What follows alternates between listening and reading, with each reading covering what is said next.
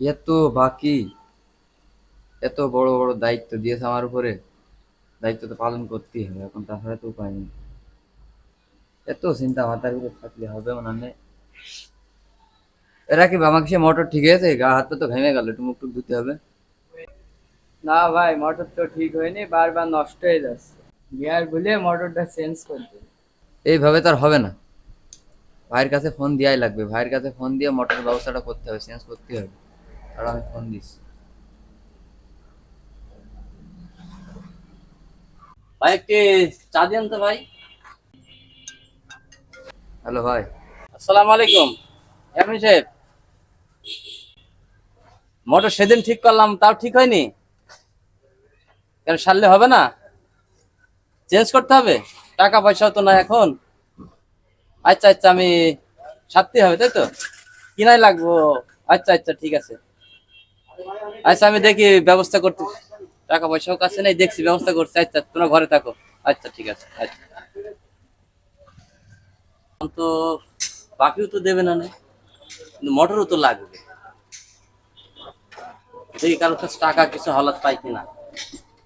কিছু টাকা হবে না আপনার কাছে? আমি কালকে দিয়ে দেবো না চাচা। মোটর তো লাগবে, কিন্তু খুব পুরাতন দোকানদার আছে, ওরা তো আমার বাকি দেবে না। সিটারি করে হলেও কিন্তু মোটর আমার নিতে হবে। দেখি হাসির নতুন দোকান দিয়েছে, এর কাছে যেতে হবে, তাহলে হয়তো পোষ পাশ দিয়ে মোটরটা নেবো। দেখি যাই, ওর কাছে যাই, টাটা শেষ করি। ভাই টাকাটা পরে দেবো না ভাই, বুঝছেন?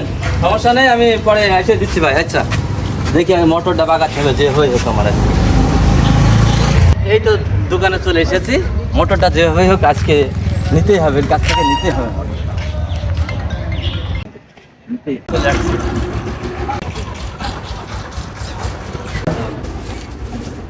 আসসালামু আলাইকুম। ওয়ালাইকুম আসসালাম। ভাই কেমন আছেন? আলহামদুলিল্লাহ, আপনি কেমন আছেন? জি আলহামদুলিল্লাহ ভালো আছি। তাও ব্যবসা বাণিজ্য কি খবর ভাই? আলহামদুলিল্লাহ ভাই, ব্যবসা বাণিজ্য অনেক ভালো, আপনাদের দোয়ায় ও আল্লাহর রহমত। তো বাসার সবাই কেমন আছে ভাই? আলহামদুলিল্লাহ, সবাই ভালোই আছে। যাই হোক, যে কারণে আসলাম, দোকান তো দিয়েছেন মার্শাল্লাহ, অনেক সুন্দর দোকান। তা যে কারণে আসলাম, আপনি তো আমাকে সেভাবে চেনেন না। তা আমার পাশে একটি দোকান আছে, মা ইঞ্জিনিয়ারিং অ্যান্ড ওয়ার্কশপ। আমার একটি ম্যানেজার ফোন করছিল, আমার একটি মোটরের দরকার, বুঝছেন? তো মোটরটা লাগবে ভাই, বুঝছেন? আচ্ছা ভাই, ওই যে ওখানে মোটর আছে, দেখেন কোনটা লাগে সেটা নেন। আচ্ছা, এই এই মোটরটাই দেন ভাই, বুঝছেন? মোটরটা এখানে নিয়ে আসেন।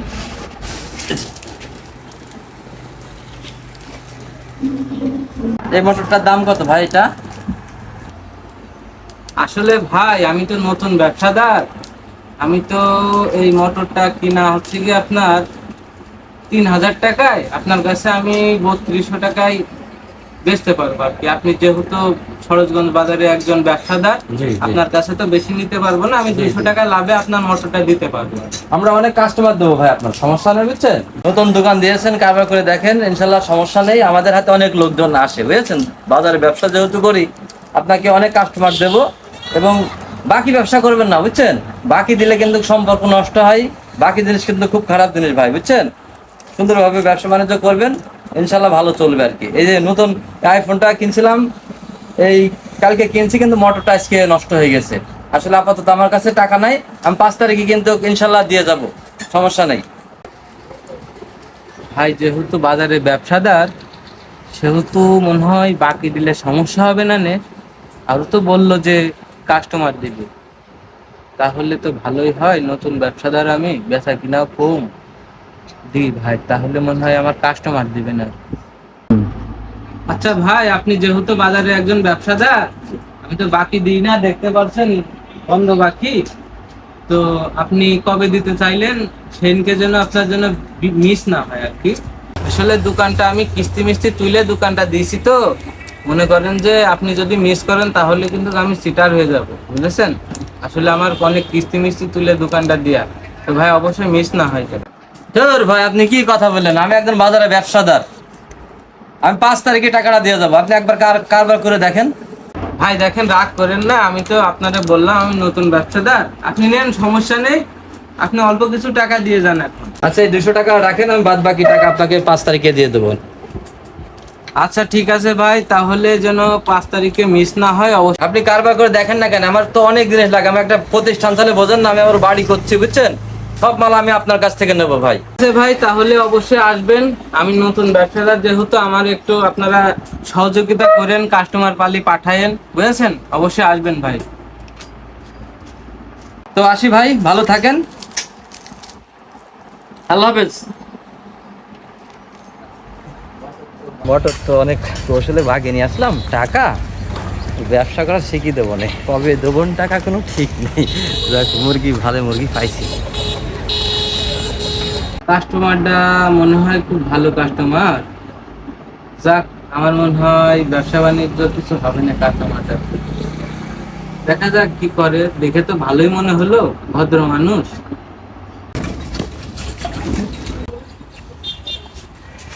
আপনি আজ অফিসে যাননি কেন?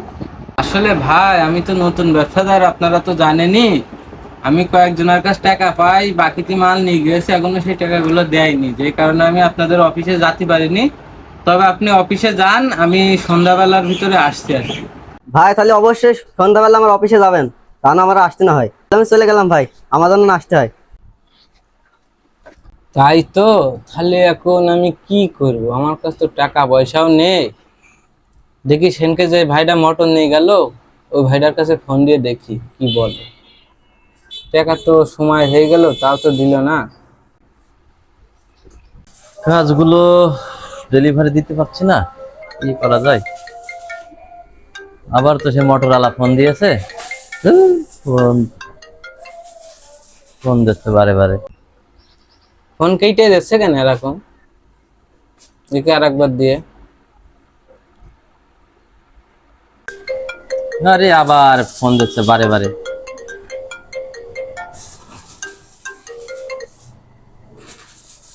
আসসালামু আলাইকুম। ওয়ালাইকুম আসসালাম ভাই।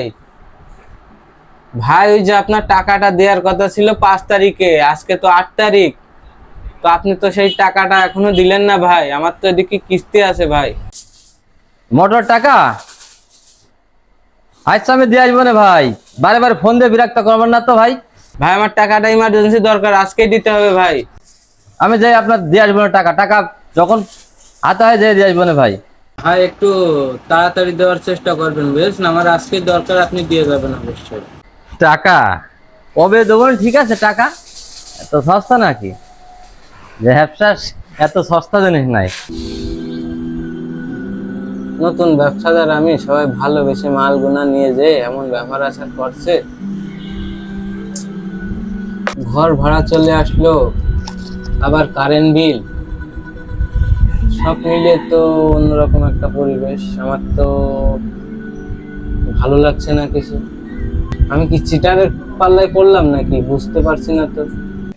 আসসালামু আলাইকুম রাহমাতুল্লাহ। এতক্ষণ যে ভিডিওটি আপনারা উপভোগ করলেন, আসলে বাস্তব জীবনে আমাদের সাথে কিন্তু এমনটি ঘটে থাকে। অবশ্যই আপনারা এই চিটারি কার্যক্রম থেকে বিরত থাকবেন। একটি ব্যবসাদার কিন্তু অনেক স্বপ্ন নিয়ে ব্যবসা করতে আসে, অবশ্যই তার মর্যাদা রাখবেন এবং বাকি থেকে বিরত থাকবেন। সবাই ভালো থাকবেন, দেখা হবে আবার নতুন কোনো ভিডিও নিয়ে, নতুন কোনো চিত্রে। আসসালামু আলাইকুম রাহমাতুল্লাহ ওয়া বারাকাতুহু।